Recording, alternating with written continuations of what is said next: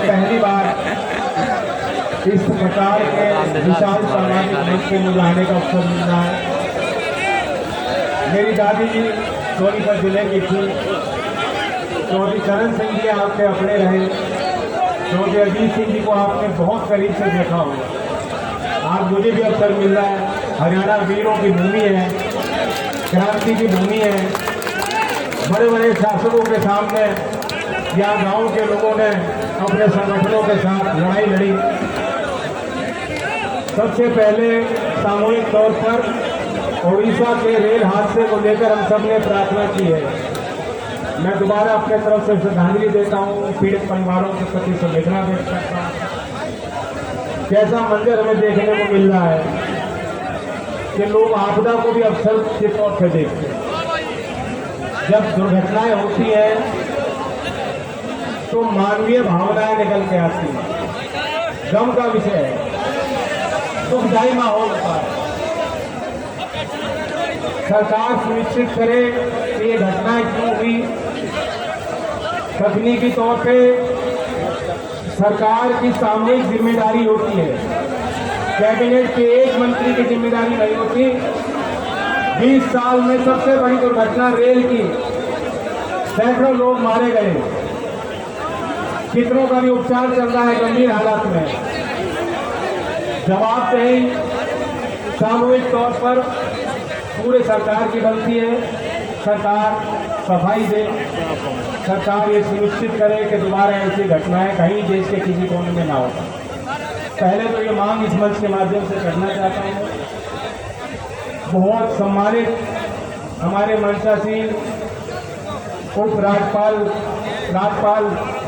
रहे चौधरी सतपाल जी भी यहाँ मौजूद हैं, जिन्होंने बहुत मुखर होके हमारे बहन बेटियों की आबरू की रक्षा की बात कही है और आपको आह्वान किया है, जिनके आह्वान पे आप इतनी यहाँ बड़ी संख्या में पहुंचे। मैं आपको ये भी याद दिला दूं कि सतपाल मलिक जी, जब वो माया त्यागी कांड हुआ था जिसने उत्तर भारत में लोगों के दिलों को दहलाने का काम किया, तब सरसोवाल के लोगों ने फैसला लिया कि ये हमारी बेटी,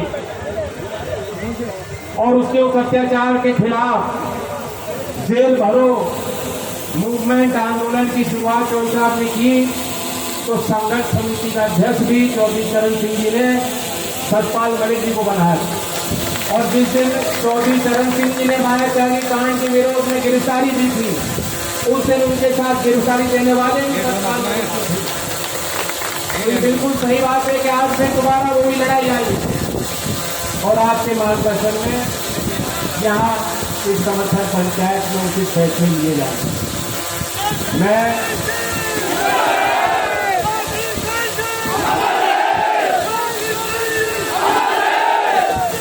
किसानों के नेता गुरनाम सिंह जी की मैं सराहना करना चाहता हूँ। उन्होंने ये पहल की। लड़ाई तो हम सबकी है, लेकिन उन्होंने निमंत्रण दिया, सबको कहा, इंतजाम किए। बहुत साहसी व्यक्ति हैं, संघर्ष बहुत किए हैं इन्होंने यहाँ तक पहुँचने के लिए। किसानों के लिए किए हैं, अपने लिए नहीं किए। मैं उनको कहूँगा कि लहरों से डर के नौका पार नहीं होती, कोशिश करने वालों की कभी हार नहीं होती।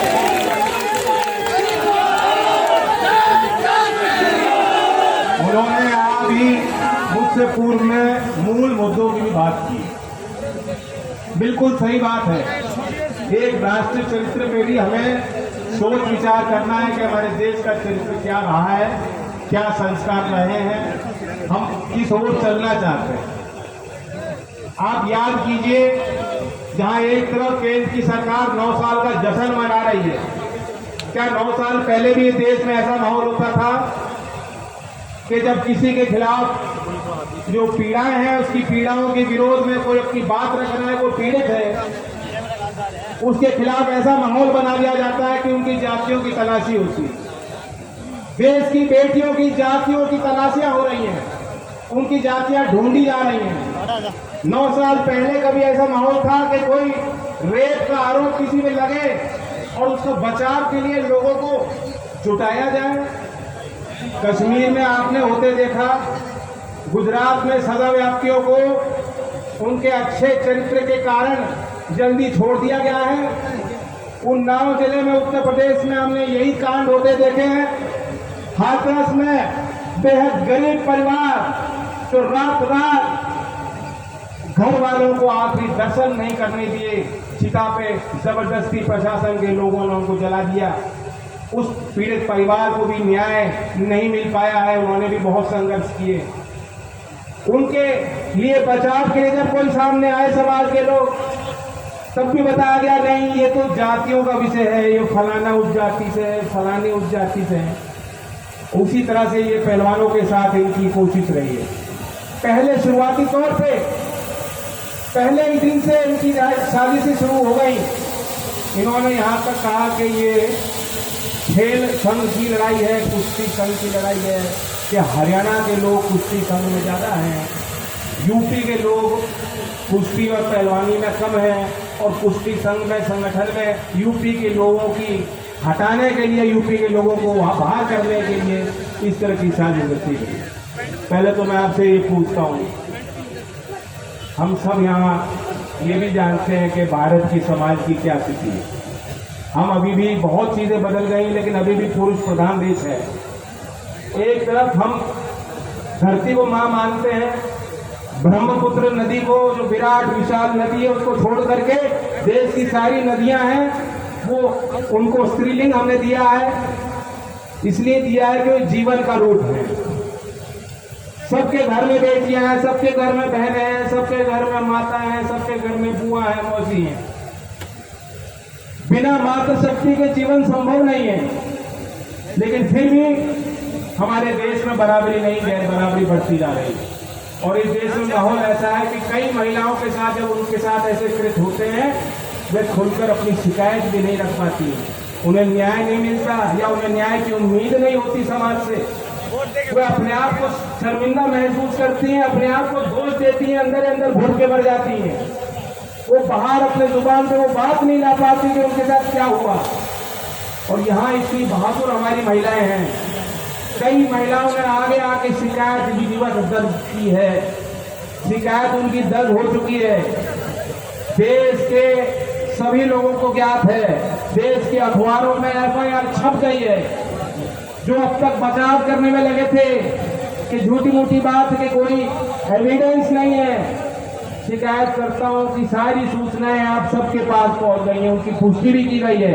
अंतर्राष्ट्रीय रेफरी ने करी, अंतर्राष्ट्रीय रेसलर ने करी, अंतर्राष्ट्रीय हमारे जो पटल पे जिन लोगों ने देश के लिए कुर्बानियां दी हैं, खून पसीना बहाया, ऐसे ऐसे सम्मानित लोग आगे आके बता रहे हैं कि शिकायत।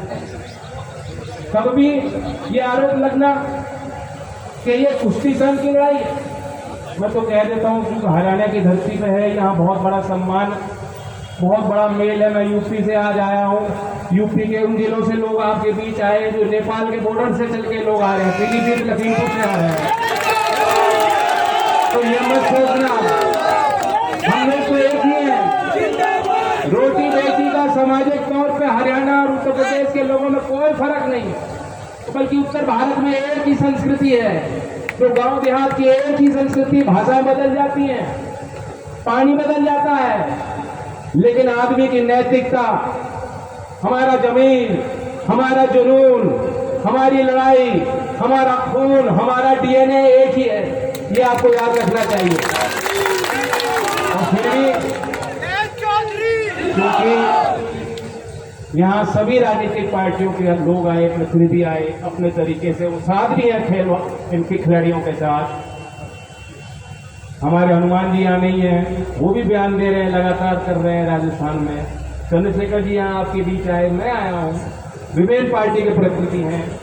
दीपेंद्र हुड्डा जी नहीं है, मैं भी उनसे लगातार बात करता हूँ, वो भी लगातार बातचीत कर रहे हैं, वे भी लगातार चिंतित हैं। जंतर मंतर में भी कई बार गए और उनके पिताजी ने यहाँ मुख्यमंत्री रहते खिलाड़ियों के मान सम्मान के लिए बहुत प्रयास किए और खेल नीति व्यवहारिक बनाई थी। फिर भी अगर कोई आरोप लगा रहा है कि कुश्ती संघ की लड़ाई है, बहन बेटियों के आबरू की लड़ाई नहीं है, मैं तो उन्हें कह देता हूँ हरियाणा वाले भी पीछे हट जाओ, और यूपी वाले उनके पीछे हट जाते हैं। इस देश में एक प्रतिभाशाली नौजवान है जैसा, उसी को बना दो अध्यक्ष। हम नहीं कहते कुछ, बहुत बढ़िया उनका खिलाड़ी है, उन्हीं को अध्यक्ष बना दो।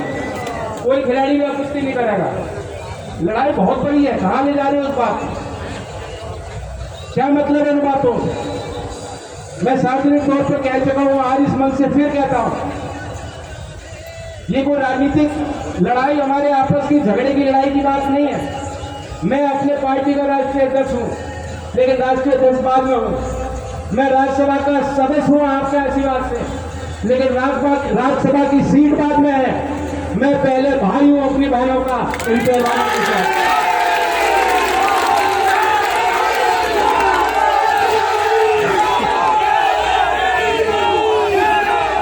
मान सम्मान के लिए जीता है आदमी। ये देश का बहुत गरीब आदमी, बहुत कमजोर आदमी, जिसके पास कुछ नहीं है देने को, वो भी उसके दरवाजे को आता है तो दिल खो देता है उसके लिए। पूरी लड़ाई मान सम्मान की है।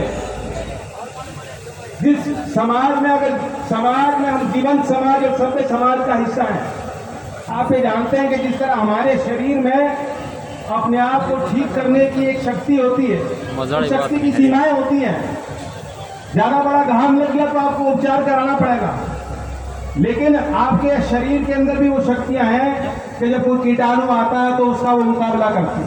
उसी तरह जीवन और सबके समाज के अंदर भी खूबी होती है कि समाज के अंदर जो बुराइयां हैं, जो कुरीतियां हैं, जो समस्याएं हैं, हम लोग समय समय पर बैठ के चर्चा करके जो भी रोग लग रहे हैं उन रोग को दूर करें।